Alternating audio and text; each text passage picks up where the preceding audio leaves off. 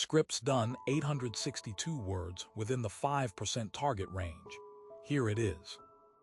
In 1977, Congress buried a single sentence inside the federal tax code, and for nearly 50 years, nobody in Washington has ever explained why it was written to protect 14 days in a small Georgia Gulf town, while the family renting a spare room down the street got taxed on every dollar they made. Something was sealed here. Nobody wanted you counting the days. By the end of this, you'll understand what they never wanted the middle class to add up. Augusta, Georgia looks like nothing special most of the year. 1 week a year it isn't. That's Masters Week, when 250,000 golf fans flood a town built for 40,000 people and hotel rooms vanish months in advance. So homeowners near the course started doing something simple. They rented their houses, $10,000 for a week, sometimes 30. The money was real, the tenants were real, and in 1976, when Congress rewrote the entire tax code from top to bottom, somebody slipped in a provision just for weeks like this one. It became law in 1977. Almost nobody outside a courthouse in Augusta ever read it. Here's what that sentence actually does. If you rent your own home for 14 days or fewer in a calendar year, every dollar of that income is invisible to the government. Not deducted. Not deferred. Invisible. You don't report it on your tax return. There's no 1099, no Schedule E, no line item anywhere. A homeowner near the golf course could pocket $50,000 in one April, and the IRS would never see a cent of it, never ask a question, never know the transaction happened. Compare that to the renter 3 states over listing a spare bedroom for one weekend, who owes tax on every dollar starting with the first one. Same act, same income. One is a crime not to report. The other was written into law to be unreportable. Congress called it simplification.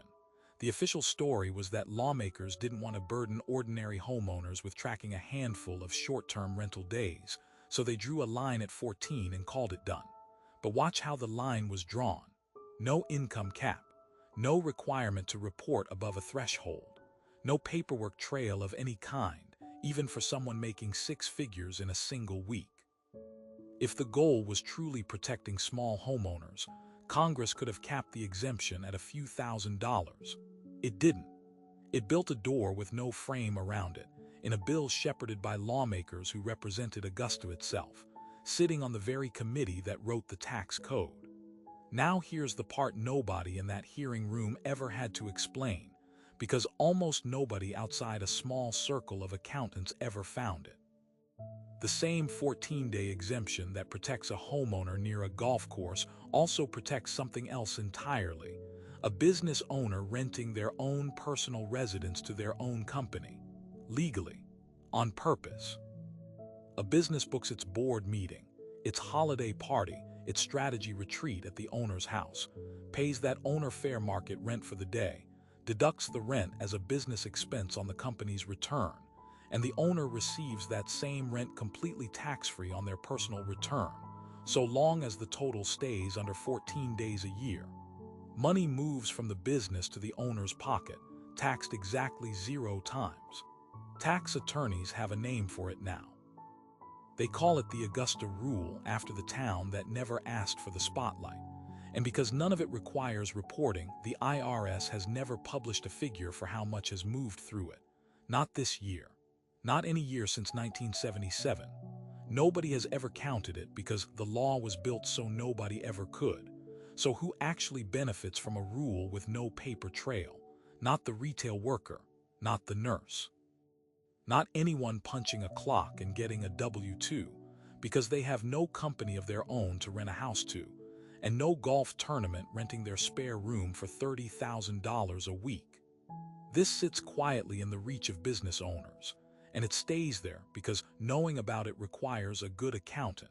And a good accountant tends to find only the clients who already have money worth protecting. Remember that spare bedroom down the street from Augusta, the one that gets taxed on every single dollar. It's still sitting there 40 years later, right next to houses earning tax-free fortunes one fairway over. Same tax code, 2 different countries living inside it. 50 years, and Congress has never revisited that sentence. Never closed it, never capped it, never asked how much money has quietly moved through 14 days a year that no ledger anywhere records. So ask yourself the question nobody in Washington ever had to answer out loud.